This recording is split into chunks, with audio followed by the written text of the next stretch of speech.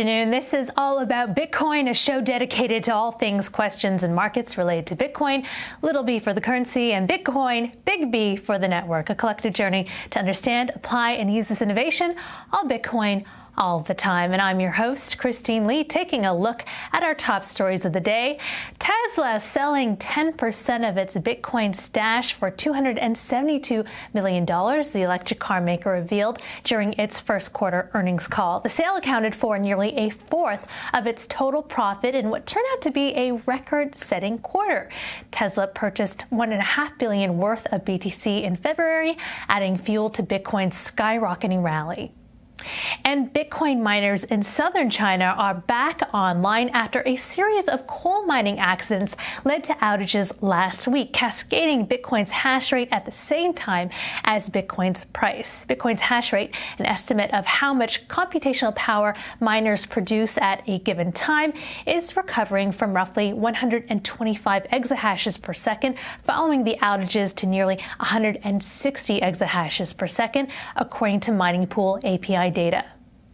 And finally, Bitcoin is beginning the monthly options expiry week with a second day of gains, rising from $48,000 to over $55,000 today.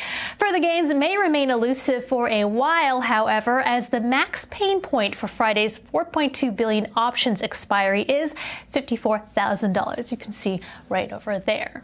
Now, buyers of call and put options expiring on April 30th will suffer maximum loss if Bitcoin settles at $54,000 on Friday. Meanwhile, sellers would make the highest profit. Therefore, options writers, often institutions with a lot of cash, may try to and keep prices around $54,000. All right. Trade blocks indexes are now the CoinDesk indexes. So checking in on Bitcoin right now, Bitcoin is trading just below $55,000 right now, according to the XBX index. The most reliable reference prices for institutions since 2014 are now published under the CoinDesk brand, trusted globally as the leader in crypto news, events, and data. The chart of the day is brought to you by Crypto.com, the world's fastest growing crypto app. So Bitcoin's recent volatility from an all-time high of almost $65,000 to around $47,000 and then back up again to almost $55,000 has shaken out short-term traders, but long-term holders appear to remain unmoved. This chart from crypto data firm Glassnode shows long-term holders of 1 month or more at the bottom, shown in orange and purple, while short-term holders represented in yellow at the top. In the circles, we see Bitcoin having a bit of a correction in that territory, and that when that happens, we see coins older than 1 month slow in spending, while coins held less than a week see an uptick in spending during the dip in price. And joining us now to discuss is Henri Arslanian, global crypto leader at PwC. Welcome, Henri. Good. Thanks for having me on. Great to have you on. All right, so short-term holders are selling, long-term Bitcoin holders are hodling. What do you think is the right play? Well, often when I look at in a lot of these cases with market movements, I also look at what is the macro events going on. What are some of the big developments? I think one of the topics that's been coming up a lot in recent weeks is really the continuous entry of institutional players. As we saw the last couple of weeks, some of the private banks started offering to their clients, some more institutional developments. And while there's some, in the short term, some market movements, I think some of these large entry of large players that have access to pretty large pool of the clients themselves could have an outsized impact on the market. And that's some of the areas that I'm following. You mentioned institutional players entering the market. We saw JP Morgan yesterday setting up an actively traded Bitcoin fund that they announced. Tell me a bit about the significance of that. Yeah, it was interesting. It was reported actually by CoinDesk yourselves that that's something that the JP Morgan was reportedly looking at. I think, again, this actually brings up the trend that a lot of the private banks will be entering the space. This is something that we've been talking for many months. One thing often a lot of people forget is that there's nothing worse for a private banker than when your client tells you, why can't you offer me crypto exposure? Because bank A, B, C, and D are able to give me exposure, and that puts that bank in a tough spot. So right now that we have a couple of players right now that have made their plans not very concrete, but also very public, I expect many other private banks and other financial institutions to follow over the next couple of months. So I think this is something we should expect to see over the coming months as well. Interesting. We also heard from the earnings call of Tesla yesterday. They're selling Bitcoin on the balance sheet. What is PwC advising their enterprise clients? Should they buy into Bitcoin? Yeah, PwC is not in the business of advising clients on the Bitcoin allocation, especially as part of a treasury. That's not a part of the business. But I think what's really interesting to see here is how you're seeing a lot of corporates now obviously put it as part of their balance sheet, right? Like Tesla, Meitu, and others have been some of the early adopters of this. I think some of the things that are important to note there is actually what's going to be the implications on some of the boring items. You know, what's going to be the impact on crypto accounting, crypto tax, reporting. These are some of the items I think a lot of corporates do not think about, but I think this could have quite an impact. For example, what happens if the price of Bitcoin moves, and how does that impact your treasury, how you're reporting this? So I think there's a lot of these elements that any company that's looking at adding Bitcoin to their balance sheet as part of a treasury or any other item, these are some of the things they need to consider as well as part of their readiness and preparedness to do so. Right. So you're saying, you know, a company like Tesla would have to take into account maybe they'd be taxed, I don't know, around 50% on their capital gains on the balance sheet on Bitcoin. Is that the case? Well, I think any company that is adding, will be looking at adding Bitcoin as part of their treasury. We need to consider these items. By the way, not because if they're adding as part of treasury, the same applies if they're looking at trading it or offering to their clients as well. For example, one thing that we noticed with a lot of the, let's say, financial institutions who've been looking at adding Bitcoin, for offering Bitcoin or crypto to their clients, there's a lot of the practical operational considerations that the institutions need to have. And these are not often straightforward. You don't think about elements like compliance or operations, frameworks, governance, controls. All of these need to be completely bulletproof before you're able to embark on your crypto journey. But this is not something that happens overnight. You wake up and say, I want to start buying Bitcoin. These are things that are planned and they take obviously quite a bit of time as well. So I think for any institution that are looking at doing this, they need this obviously quite a lead time before you can have to do this. I wonder, what is your near and long-term outlook on Bitcoin right now? I think it's going to be interesting. We're releasing in 5 weeks our PwC Elwood 2020 crypto hedge fund report, where we ask actually a lot of our clients what is their prediction on the price of Bitcoin by the end of the year. Actually, we ask crypto hedge funds. So I think it's becoming quite interesting. I think what's the feedback we're getting from a lot of fund managers that we're surveying for this report is quite a lot of optimism actually, and I look forward to actually releasing the data of their price predictions in 4 weeks at consensus when we release the numbers. But let me put it this way, as a scoop, there's quite a lot of optimism on the price of Bitcoin and where it can be year end. Okay, looking forward to that report. At the same time, you are also working on expertise on CBDCs. Where are we in terms of those developments in the world, and can Bitcoin coexist with central bank digital currencies? Absolutely. It's a great question. I often, the way I look at Bitcoin and CBDCs is they're kind of complementary to each other in the same way that, fiat currencies and gold, for example, complement each other and, have a role in the financial ecosystem. What's been interesting actually with CBDCs is really the increased interaction from central bank digital currencies. PwC, for example, last week, we released our first global CBDC index, where we rank central banks regarding their level of maturity not only on retail CBDC, but wholesale CBDC as well.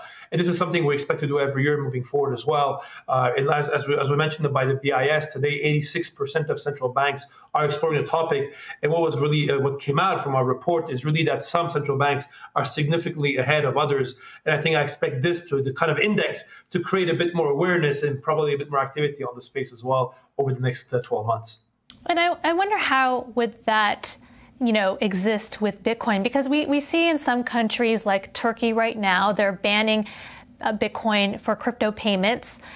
We're also seeing some exchanges go under fire here. So, there may be some headwinds in that regard for Bitcoin. What are your thoughts? Yeah, I think there's two things that are important to note here. One of them is I think a lot of these, you mentioned the case of Turkey. This is something we've seen in many other countries from the early days of Mt. Gox to recently in Canada and other places. These failures, if, again, depending how they come out, if they're true or not, really report to failures to centralized exchanges, right? So again, they have nothing to do with Bitcoin, but rather some from problems that we've seen at the exchange level. And frankly, these are some problems that any exchange today could be easily fixed. We've seen the case with Quadriga in Canada, where actually regulators came up with a very in-depth postmortem. And there's a lot of actually tools today, from SOC 1, SOC 2 reports to independent reviews that these exchanges can get. And the most important is for users themselves.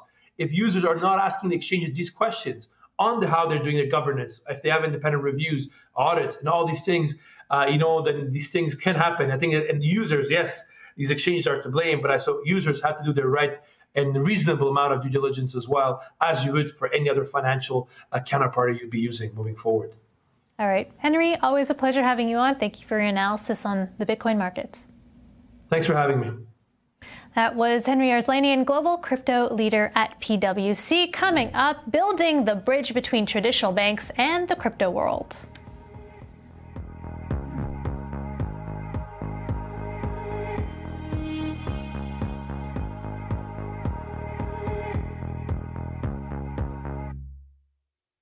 We are witnessing the greatest paradigm shift in finance in modern history. Join thousands of newsmakers and influencers talking the future of money at Consensus by CoinDesk. A live virtual experience of leaders, changemakers, virtual reality meetups, keynotes from Ray Dalio, Gary Vaynerchuk, and much more. Get an up-close look at the boom in crypto, the surge of institutional investment in Bitcoin, NFT mania, the breakneck innovation in decentralized finance, and the coming disruption from central bank digital currencies. Join us May 24th to May 27th for Consensus by CoinDesk.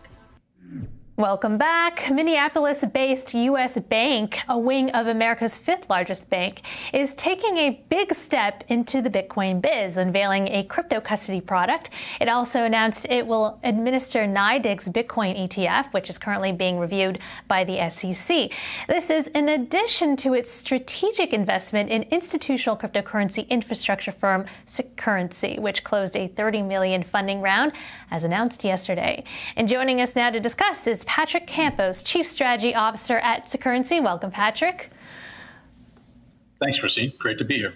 So, Patrick, perhaps you can comment on the amount of investment and M&A activity that we're seeing from big banks and major financial institutions in the crypto space right now. In recent days, U.S. Bank appears to be making big moves, investing in CURRENCIES and now establishing itself as a place for institutions to park their crypto, basically. So, stepping back, do institutions get it now? Where are they in the adoption process of supporting and integrating Bitcoin? Well, I mean, it may be countercultural to say, but I think that institutions, or at least within institutions, there have been pockets of people who have gotten it all along. Maybe it takes a little bit longer within a big organization to, find consensus. And certainly for big institutions, a radical statement about something like crypto is not going to be something that comes quickly. But we, just in our experience, we've worked very closely with a lot of these institutions who have done a lot of work kind of quietly behind the scenes, and some not so quietly. We hear a lot from the likes of JP Morgan and those. But this is not something that's happened overnight for U.S. Bank, for State Street, or many of the others. Mm-hmm.